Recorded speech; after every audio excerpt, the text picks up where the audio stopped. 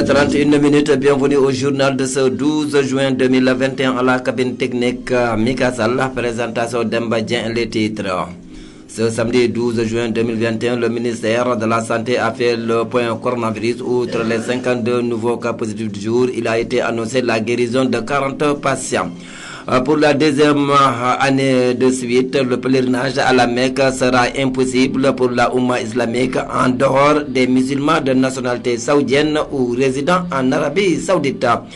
Le président Macky Sall a exprimé sa peine après le rappel à Dieu samedi à Dakar. Abdoulaye Faye, responsable du Parti démocratique sénégalais, en saluant notamment le courage et l'intégrité de fond. International en Mauritanie, entre pénurie du lait local et hausse des prix des produits alimentaires. Depuis quelques semaines, les consommateurs vivent un véritable enfer, une situation intenable, martèle une ménagère. En France, samedi 12 juin, en pleine manifestation contre les idées de l'extrême droite et le Rassemblement national, Jean-Luc Mélenchon a été enfariné. Le sport et la revue de presse fermeront cette édition. Le développement dans un court instant. Bonsoir mesdames, mesdemoiselles, messieurs, bienvenue. Commençons la situation du jour coronavirus de ce samedi 12 juin 2021. Le ministère de la Santé a fait le point coronavirus. Outre les 52 nouveaux cas positifs du jour, il a été annoncé la guérison de 40 patients. En réanimation, 8 patients sont internés ce vendredi 11 juin 2021. Il n'y a eu aucun décès à ce jour. 40 952 cas ont été déclarés positifs, dont 40 489 guéris, 1151 décès et 311 patients sous traitement. 476 449 personnes ont été également vaccinées. Le président Macky Sall est arrivé en fin de matinée à Saint-Louis, première étape d'une tournée d'une semaine dans les localités du nord du pays. Selon le programme de la visite dont l'agence de presse sénégalaise a eu connaissance, Macky Sall démarre son périple à Saint-Louis par une visite samedi en fin de matinée des casiers de Fanaï et l'inauguration du tronçon routier à Taréji Podor.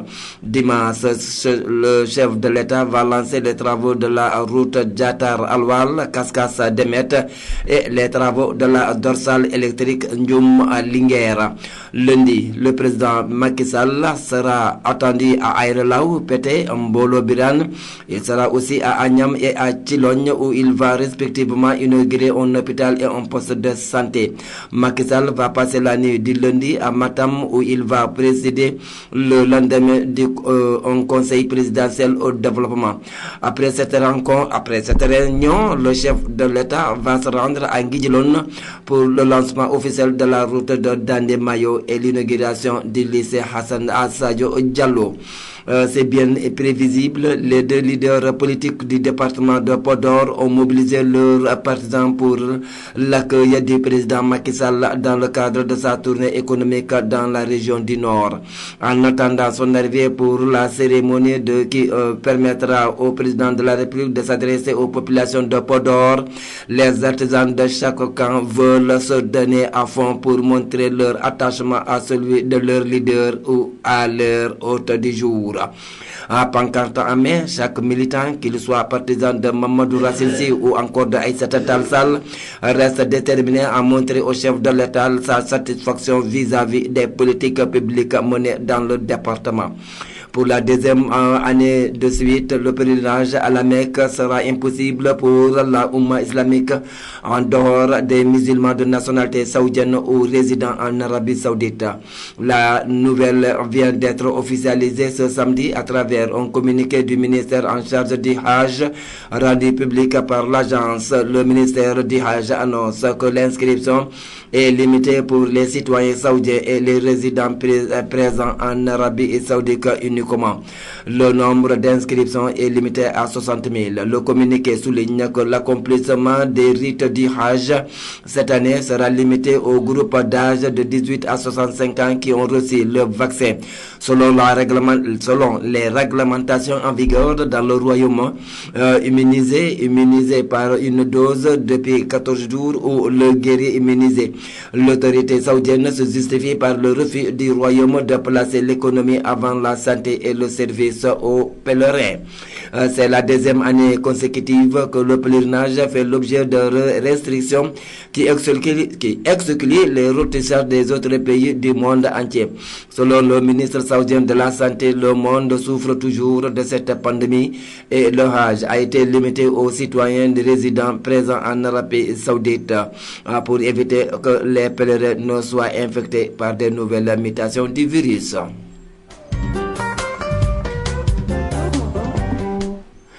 Pendant que certains acteurs de la mouvance présidentielle se crêpent le chignon autour de querelles de leadership, le patron de la convergence des cadres républicains qui est en train de poser des actes qui sont de nature à lui permettre de conforter la mainmise qu'il a sur sa base effective, en l'occurrence la municipalité de Yoff.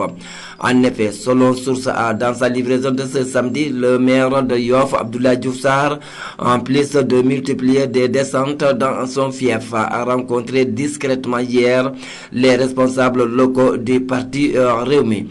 D'après nos confrères, le maître mot étant pour Abdoulaye Diouf Sarr, Khali Mbeng et Birima Silla de discuter des modalités d'aller ensemble et de gagner ensemble le prochain scrutin dans la commune. Suite à la demande d'arbitrage de Wave sur les différends qui l'opposent à Orange, l'autorité de régulation des postes et des télécommunications vient de réagir. Elle a demandé à Orange d'appliquer sans réserve les principes d'égalité de traitement et d'accès. Dans le cadre de la distribution de crédits, Wave Mobile Money SA a saisi l'autorité de régulation des télécommunications et des postes d'une plainte contre Sonatel SA conformément à la réglementation en vigueur. Depuis cette saisine, l'autorité de régulation travaille sur le dossier qui, pour des raisons juridiques, est entouré du secret de l'instruction.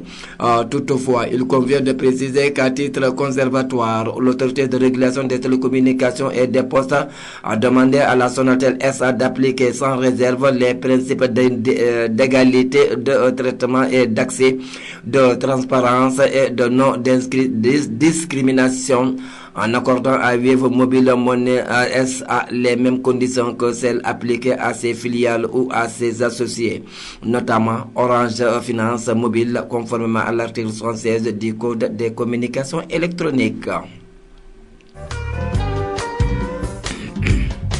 L'information continue sur les zones de Cascade FM. À suivre l'ANACIM des pluies accompagnées d'orages sera notée sur les régions sud et centre-sud avec des possibilités d'extension vers le centre du pays durant le week-end. Le temps sera stable et plutôt nuageux sur la moitié nord du territoire. La sensation de chaleur sera moins marquée sur le territoire national ces prochaines 24 heures. Toutefois, elle deviendra de mise en fin de validité, particulièrement dans les régions est. Les visibilités resteront généralement bonnes. Les vents d'intensité faible à modérée seront de secteur ouest à sud-ouest sur l'ensemble du territoire. Ainsi, sur ce dimanche 13 juin 2021, on aura à Bakel, Fatick et Kaolack des faibles pluies. Au même moment, Kaffrine, Skirring, Kédougou, Kolda, Sédhiou, Tamba et Ziguinchor verront des orages et de fortes pluies. Abdoulaye Faye, ancien administrateur du Parti démocratique sénégalais, est décédé samedi à Dakar, a-t-on appris de sources médiatiques. Très tôt engagé en politique aux côtés d'Abdoulaye Wade, leader historique de cette formation, le défunt a un temps dirigé le conseil régional de Dakar. Le président Macky Sall a exprimé sa peine après le rappel à Dieu samedi à Dakar d'Abdoulaye Faye, responsable du Parti démocratique sénégalais, en saluant notamment le courage et l'intégrité du défunt. Le président Sall, un ancien compagnon du défunt au sein du PDS, a ainsi présenté ses condoléances émues à la famille du défunt, à l'ancien président Abdoulaye Wade et aux militants de cette formation politique. Nous vous nommons à la page internationale.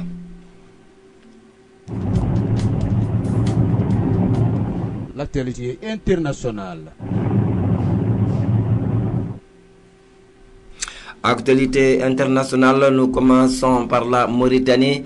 Entre pénurie du lait local et hausse des prix des produits alimentaires depuis quelques semaines, les consommateurs vivent un véritable enfer. Une situation intenable martèle une ménagère. La hausse des prix accroît la faim des populations les plus démunies, ont confié les usagers des marchés de la polyclinique à Nouakchott. Alger, les électeurs algériens se rendent ce samedi aux urnes pour élire leurs représentants au Conseil populaire national lors d'élections législatives anticipées auxquelles prennent part plus de 25 000 Algériens. Ceux-ci choisiront 407 parlementaires parmi plus de 25 000 candidats répartis entre 1483 listes, dont 646 listes de partis politiques et 837 listes indépendantes. Enfin, en France, samedi 12 juin, en pleine manifestation contre les idées de l'extrême droite et le Rassemblement national, Jean-Luc Mélenchon a été enfariné par un militant, comme le président Macron la semaine passée. Nous venons maintenant à la page sport.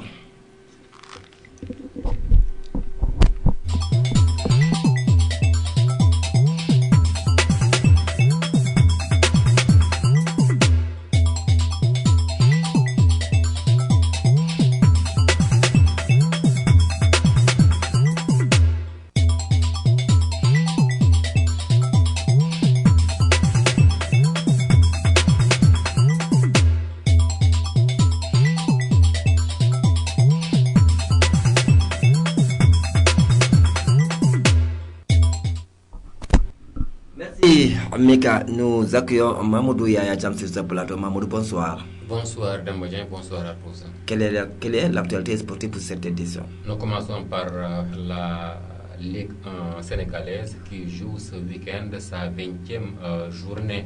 Eh bien, 20e journée qui a démarré ce samedi 12 juillet. Avec 12 juin, pardon, je suis en avance d'un mois.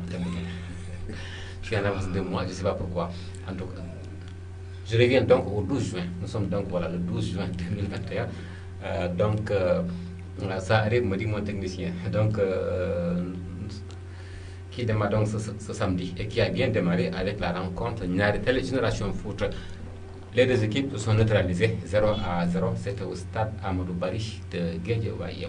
Et demain, dimanche 13 juin, cette fois je ne me suis pas trompé, au stade Fodé Wade de Sali, et les Djambar recevront l'équipe de Djambour de Louga. À la même heure, à l'Institut de Ziguinchor, le Casa Sport accueillera Dakar Sacré-Cœur. Au stade Amadou Barry également, à 17h de demain, le Giraffe jouera contre l'Union sportive de Guaré.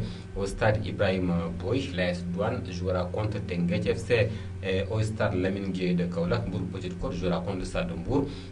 Là, c'est le derby mbourois, mais qui se jouera au stade Lamine Gueye de Kaolack en raison des travaux au stade Caroline Faye de Mbour. La rencontre Seneps Excellence AS Pikine, qui était prévue pour demain, 13 juin, est reportée. La raison est simple.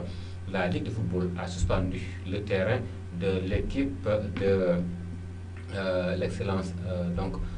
Ce terrain donc est suspendu. L'équipe de l'excellence de Thiès, donc son terrain est suspendu jusqu'à nouvel ordre. C'est ce qu'a indiqué en tout cas la Ligue sénégalaise, la Ligue professionnelle, donc qui indique que le terrain de Seneps Excellence a été suspendu. Aucune rencontre de Ligue 1 ou de Ligue 2 ne devrait se jouer sur ce terrain. Donc les rencontres Seneps AS Pikine de Ligue 1, mais aussi Africa Promo Foot Linguère et Thiès FC Diamant Fatick pour la Ligue 2, contemplés contre la 20e journée, sont reportés à des dates ultérieures. À présent, nous parlons de l'Euro 2021, 2020 plutôt, que se joue en 2021. L'Euro donc qui a démarré depuis hier. Eh bien, ce samedi 12 juin, les Européens avaient la peur au ventre avec le match Danemark-Finlande.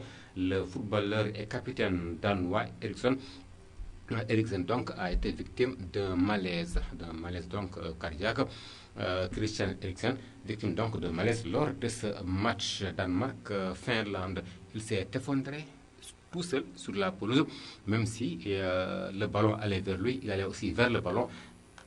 s'est effondré et finalement il a été pris en charge en plein match par une équipe médicale qui a pratiqué un massage cardiaque, entraînant donc l'interruption du match. Ericsson, 29 ans, qui est champion d'Italie avec l'Inter de Milan, donc a finalement repris connaissance après donc plusieurs minutes. Rappelons que ses partenaires ont joué un énorme rôle dans cette crise.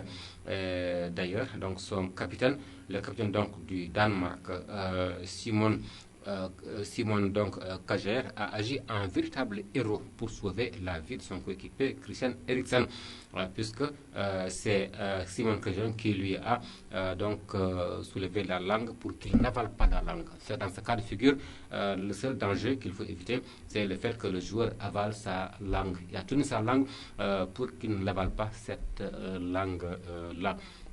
Et finalement, avec le massage cardiaque, et d'ailleurs, les joueurs du Danemark se sont regroupés autour de lui pour empêcher les caméramans de filmer. Donc, le joueur couché, le joueur donc qui est abattu, qui est à terre, ils ont donc tout fait pour empêcher le caméraman donc de le filmer. Même quand on l'évacuait sur une civière, ils ont tenu à recouvrir cela de longues bâches.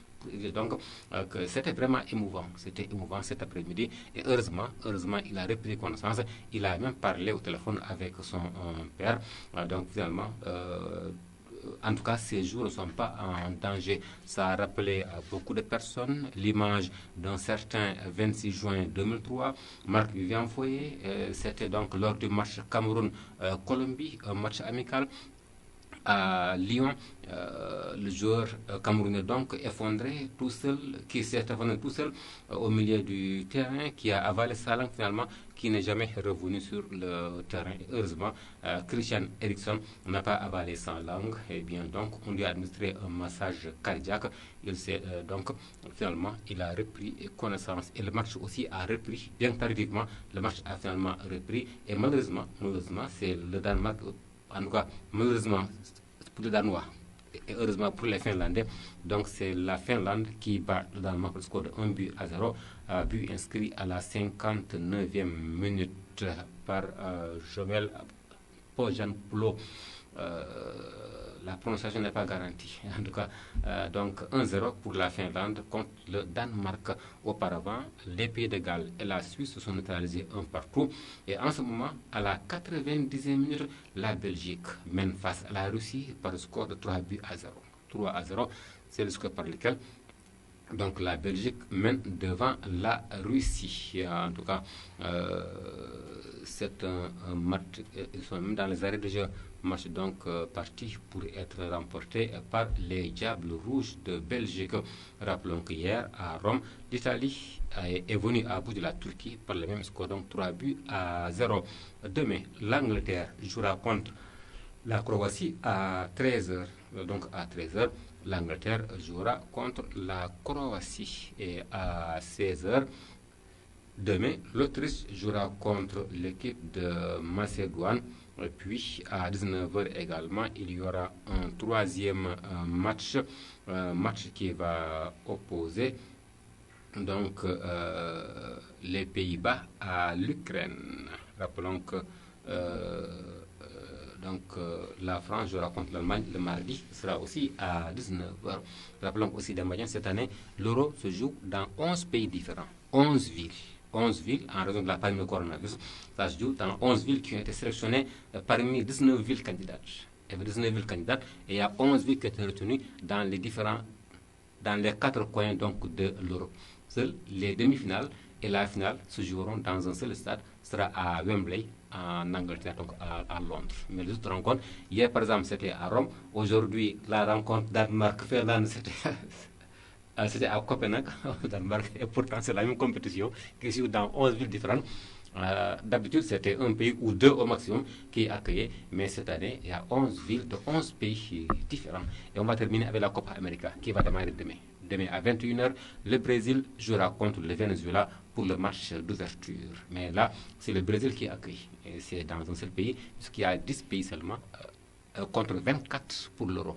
24 pays pour l'Euro, 10 pays répartis en deux poules de 5 pour donc la Copa América qui démarre donc demain à 21h en temps universel. Le Brésil jouera contre le Venezuela. Mais là aussi, il a fallu avoir l'autorisation de la Cour suprême brésilienne pour l'organisation de la Copa América, puisque il y a certaines organisations qui avaient donc réfuté, qui avaient en tout cas récusé l'organisation de cette compétition en raison de la pandémie de coronavirus. La pandémie vraiment menace beaucoup. Effectivement, il y a beaucoup de cas, au Brésil. Et certaines organisations avaient voulu donc empêcher l'organisation. Il a fallu donc recourir à la Cour suprême qui a finalement donné son feu vert pour que le Brésil puisse accueillir cette prestigieuse compétition dans le continent américain. Merci à Mamadou pour ces informations sportives. Nous venons au dernier élément de cette édition qui est la revue de nos quotidiens. Les journaux sénégalais reçus samedi à Apa font la part belle au duel entre pouvoir et opposition. Enquête informe que les opposants regroupés au sein du mouvement de défense de la démocratie ont renoué hier vendredi avec les rassemblements. À la place de la nation, cette plateforme a notamment réclamé dans ce journal la libération de certains détenus après les émeutes de mars dernier, mais également celle de tous les prisonniers politiques. Cité par Libération, Ousmane Sonko, l'actuel chef de file de l'opposition, dont l'accusation de viol sous la menace d'une arme a plongé plusieurs villes du pays dans la violence, a sifflé la fin de l'état de grâce accordé au président Macky Sall. Nous avons donné notre parole aux régulateurs sociaux, mais nous sommes au regret de constater que l'autre côté n'est pas le cas. Fidèle à ses principes, l'ancien inspecteur des impôts et domaines ajoute dans Vox Populi que l'opposition veut la paix et la stabilité, mais compte continuer son combat pour défendre les intérêts de la nation. Dans son discours rapporté par les Échos, Cheikh Tidiane Dièye, le coordinateur du M2D, soutient que le peuple n'est plus dans la résistance, mais plutôt à l'offensive. C'est intéressant, à la mobilisation de la population lors de ce rassemblement, le quotidien note que c'est un test manqué dans les colonnes de ce journal. Ousmane Sonko estime quant à lui que leur capacité de mobilisation reste intacte, non sans préciser que ce rassemblement n'a pas été suffisamment préparé, sinon il y aurait un peu plus de monde. Pour sa part, l'observateur se fait l'écho de la déclaration du virulent opposant Barthélémy Diaz. Si vous ne vous mobilisez pas, Ousmane Sonko sera arrêté avant la fin du mois de septembre. Outre la politique, l'activiste Guy Marius Sagna a souligné dans Le Soleil que la lutte doit aussi concerner le coût de la vie, le financier, les ressources naturelles, etc. Poursuivant, le quotidien national indique que le MD2 a plaidé pour une réunion de l'opposition en vue des élections locales prévues le 23 janvier 2022. En foot, Stade se demande si Mfali Mendy est la pièce qui manquait au puzzle du sélectionneur Aliou Cissé. Ce quotidien d'information sportive note en tout cas que le sociétaire de Leicester City en Angleterre est indiscutable dans l'entrejeu de l'équipe nationale. Dans son côté, Record fait un focus sur Sadio Mané qui a transformé 2 pénaltys en autant de tentatives lors des derniers matchs de Lyon. Dans un entretien avec ce journal, Cheikh Gueye, le coach du Jaraaf de Dakar, fait savoir que c'est une question de mental. Sadio Mané a réussi ses derniers essais, ce qui dissipe les doutes et qui lui donne la confiance pour continuer dans cette épreuve. Cela met fin à cette édition dont je vous rappelle l'essentiel des titres. 20h passé de 57 minutes, le rappel l'essentiel des titres. Ce samedi 12 juin 2021, le ministère de la Santé a fait le point coronavirus. Outre les 52 nouveaux cas positifs du jour, il a été annoncé la guérison de 40 patients. Pour la deuxième année de suite, le pèlerinage à la Mecque sera impossible pour la Oumma islamique en dehors des musulmans de nationalité saoudienne ou résidant en Arabie Saoudite. Le président Macky Sall a exprimé sa peine après le rappel à Dieu samedi à Dakar d'Abdoulaye Faye, responsable responsable du Parti démocratique sénégalais, en saluant notamment le courage et l'intégrité du défunt international en Mauritanie a entrepreneur du lait local et hausse des prix de produits alimentaires. Depuis quelques semaines, les consommateurs vivent un véritable enfer.